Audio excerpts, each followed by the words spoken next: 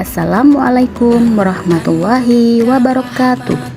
Salam dan bahagia.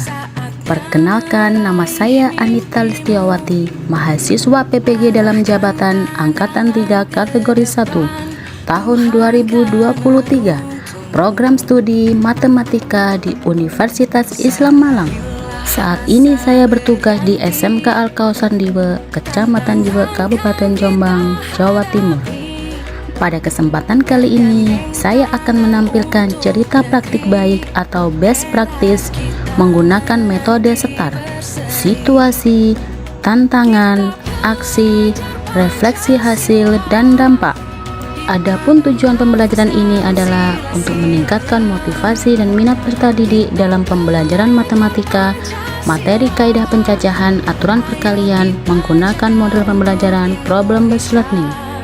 Adapun situasi yang menjadi latar belakang masalah yang berkaitan dengan kurangnya minat dan motivasi belajar peserta didik pada mata pelajaran matematika, terutama materi kaidah pencacahan.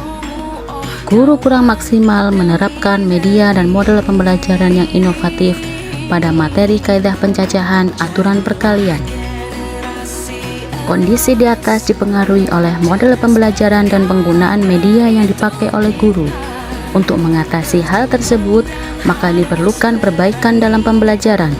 Praktik baik dengan menggunakan model-model pembelajaran yang inovatif dan sesuai dengan perkembangan zaman dan teknologi. Di antaranya adalah model pembelajaran problem-based learning, serta penggunaan media pembelajaran yang menarik dan berbasis IT. Mengapa praktik ini perlu dibagikan? Karena rekan guru yang lain mengalami permasalahan yang sama dengan permasalahan yang saya alami. Hasil praktik baik ini diharapkan dapat menjadi referensi, inspirasi, sekaligus motivasi bagi guru lainnya.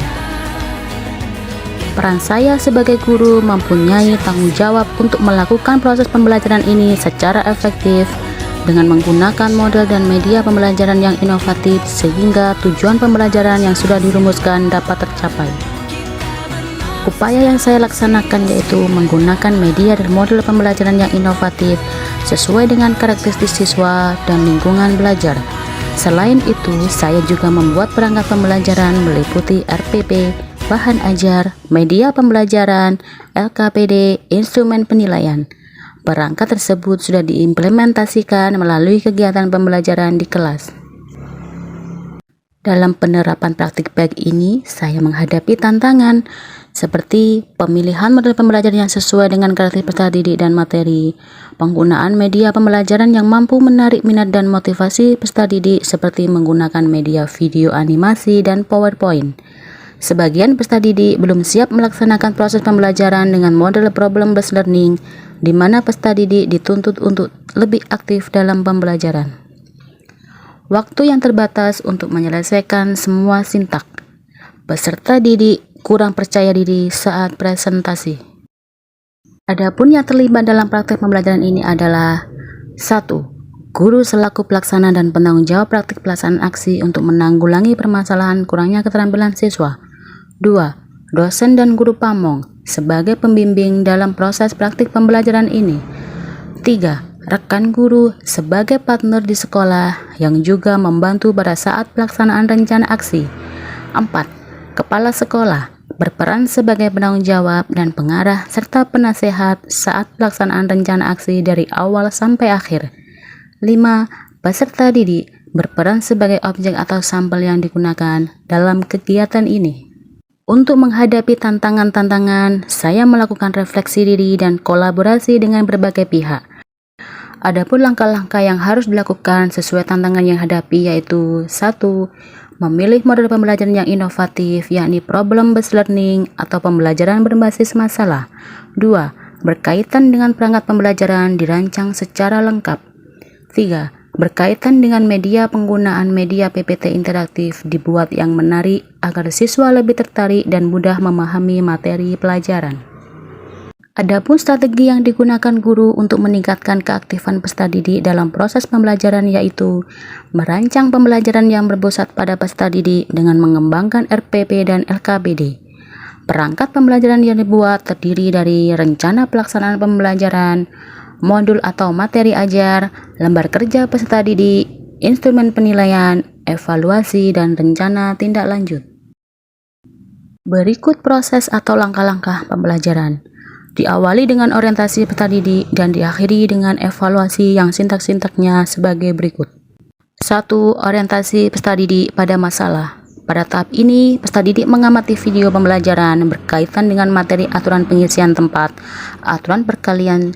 Siswa diminta untuk mengamati dan mengidentifikasinya, kemudian diperkuat dengan penjelasan guru. 2. Mengorganisasikan peserta didik. Pada tahap ini, peserta didik dibagi menjadi 4 kelompok dengan masing-masing kelompok beranggotakan 5 siswa atau 6 siswa. Peserta didik berbagi tugas dalam kelompok. Peserta didik berdiskusi sesuai arahan dari guru. Peserta didik berdiskusi dalam kelompoknya untuk memecahkan masalah dalam LKPD. Yang ketiga, membimbing penyelidikan individu dan kelompok. Peserta didik aktif bertanya mengenai kesulitan yang dihadapi dalam menyelesaikan LKPD dan menyimak solusi yang disampaikan guru. Peserta didik dalam kelompok bekerjasama mengumpulkan dan mengolah informasi serta memikirkan secara matang strategi pemecahan yang berguna untuk menyelesaikan masalah sesuai langkah-langkah dalam LKPD. Keempat, mengembangkan dan menyajikan hasil karya. Pada tahap ini, peserta didik mempresentasikan hasil kerja kelompoknya serta saling menanggapi antar kelompok.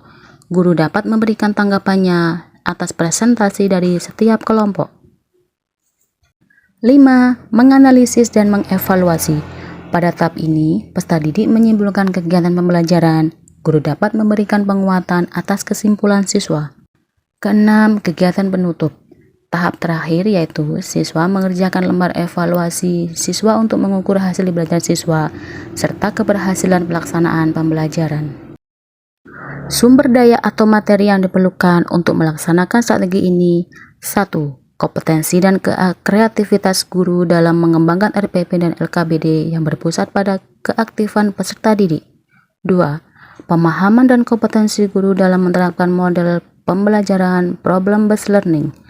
3. Media dan bahan ajar yang digunakan dalam pembelajaran ini adalah laptop, proyektor, buku pegangan guru, video pembelajaran, PPT interaktif, dan siswa.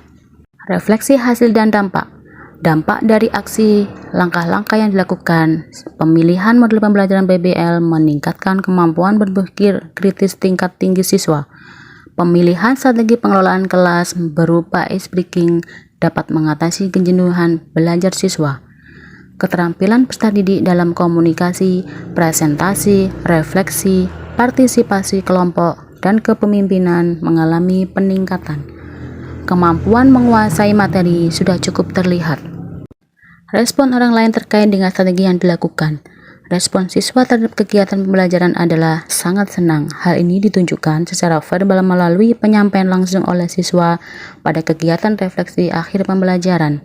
Sedangkan respon orang lain adalah sangat mendukung dan menyetujui diterapkannya penggunaan model, metode, dan media pembelajaran yang saya lakukan.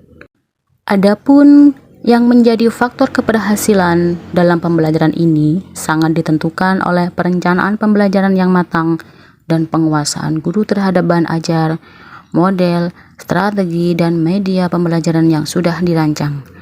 Adanya dukungan dari semua warga sekolah yang ikut membantu terlaksananya pembelajaran.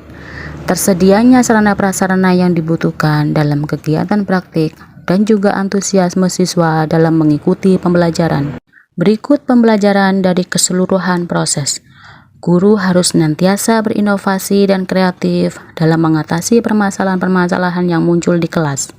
Guru dapat mengakses berbagai sumber untuk menemukan sekaligus mempelajari strategi, model, dan media pembelajaran yang dapat mengembangkan kemampuan siswa dalam menghadapi tantangan di masa depan. Semoga dengan program profesi ini menjadikan kita lebih profesional lagi menjadi pendidik. Semoga bermanfaat. Sekian dari saya. Wassalamualaikum warahmatullahi wabarakatuh.